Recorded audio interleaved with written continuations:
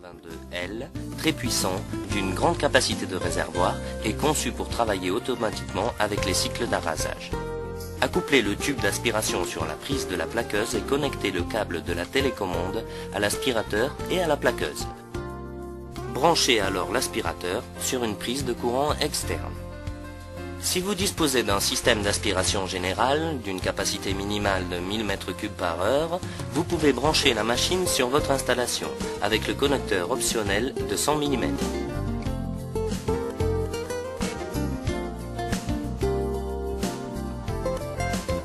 Avant de brancher la machine sur le réseau, s'assurez que le courant électrique fourni coïncide avec celui indiqué sur la plaque des caractéristiques de la machine.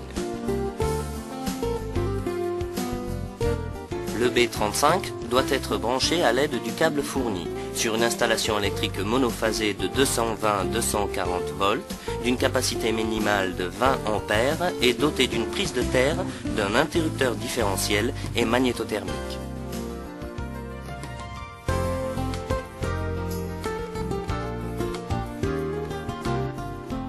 Sur un côté se trouve l'interrupteur général de sécurité qui protège la machine contre les surcharges et les démarrages intempestifs. Il faudra donc le réarmer en cas de coupure de courant. En appuyant sur l'interrupteur, l'indicateur vert du panneau de commande contrôlant le fonctionnement de la machine s'allumera. Sur ce panneau se trouve l'arrêt d'urgence qui, s'il est enclenché, interrompt toutes les fonctions de la machine. Pour reprendre le travail après avoir appuyé sur cet interrupteur, il faudra le débloquer en le tournant et réarmer l'interrupteur général. La commande de réglage de la température. La commande de réglage de l'excédent de champ aux deux extrémités du panneau sur lequel il est possible de sélectionner la position 1 pour ébouter le panneau aux deux extrémités, la position 2 pour l'ébouter à l'avant avec excédent à l'arrière, la position 3 pour l'ébouter à l'arrière avec excédent à l'avant, ou la position 4 avec excédent aux deux extrémités. La commande de mise en marche du dispositif d'entraînement et de l'appareil de chauffage, qui met en marche les deux éléments en position 1 ou seulement le dispositif d'entraînement en position 2. Et la commande qui permet de sélectionner les unités d'arrasage en marche, les deux en position 1, seulement le supérieur en position 2 et seulement l'inférieur en position 3. Avant de procéder au réglage, débranchez la machine du secteur et bloquez l'interrupteur en le couvrant du couvercle de sécurité.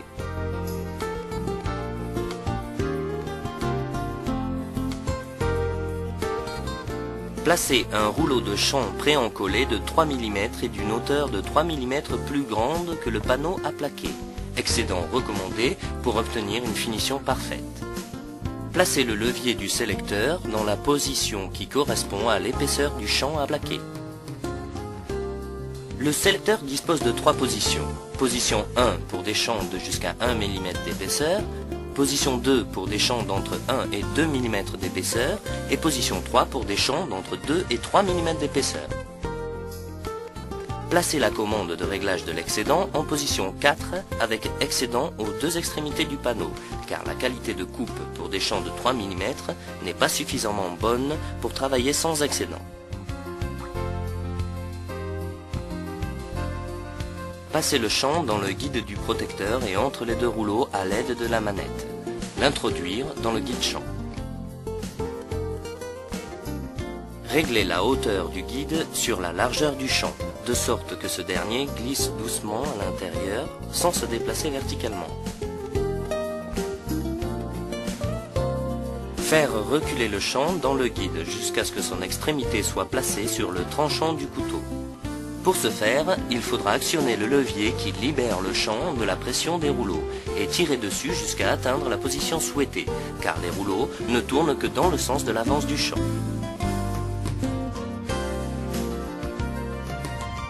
Pour régler l'entraîneur, desserrez les manettes du support et de la table qui le fixe. Puis, en tournant le volant, mettre l'entraîneur sur les mesures du panneau à plaquer et enfin le fixer à nouveau dans cette position.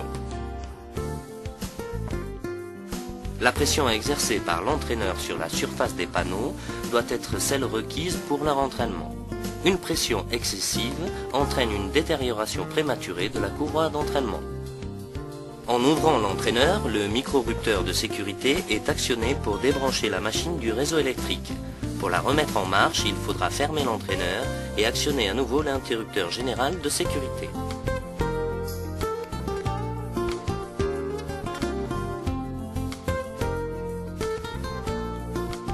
Desserrez d'abord les manettes.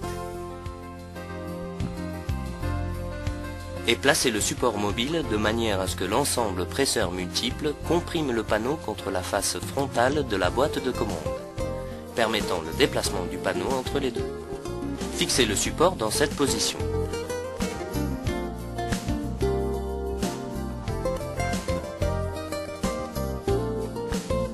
Avant de mettre la machine en marche, il faut toujours s'assurer que le champ se trouve sur le tranchant du couteau du guide-champ. Si ce n'est pas le cas, le mettre dans cette position. Ne pas laisser le champ plus en avant du guide dans la sortie d'air chaud, car il pourrait être abîmé par la chaleur excessive et serait mal collé sur le panneau.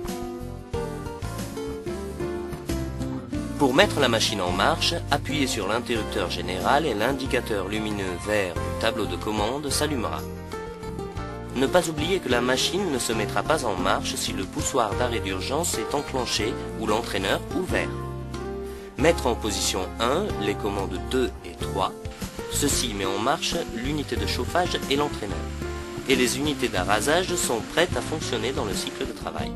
L'arrêt total de la machine est obtenu en appuyant sur le poussoir droit de l'interrupteur général.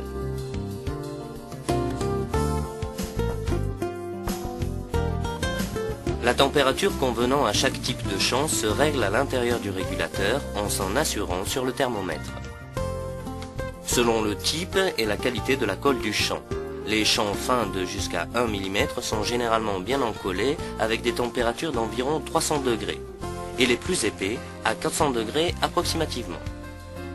L'activation de l'unité de chauffage fera monter la température plus rapidement si le sélecteur est placé sur le maximum, et la température montera alors rapidement sur le thermomètre. Quand elle atteint 300 degrés, mettre le régulateur sur un point inférieur et quand l'aiguille du thermomètre sera stabilisée, régler la température au niveau approprié pour le champ préencollé utilisé, qui sera dans ce cas de 400 degrés. Pour débrancher la machine, faire descendre la température en mettant le régulateur sur 0. Et quand elle sera descendue en dessous de 60 degrés, il sera possible de la débrancher à l'aide de l'interrupteur général.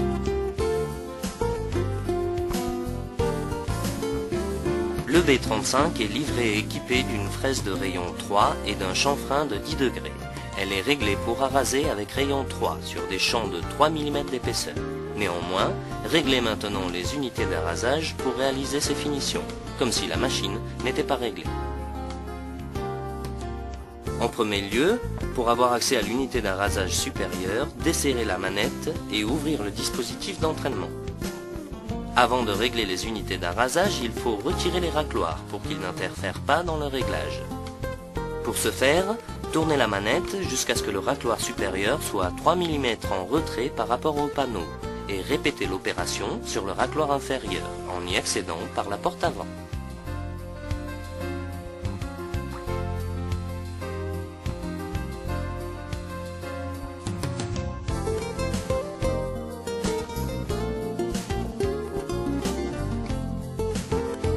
Le B35 est équipé à l'origine de fraises pour araser avec un rayon 3, avec un chanfrein de 10 degrés.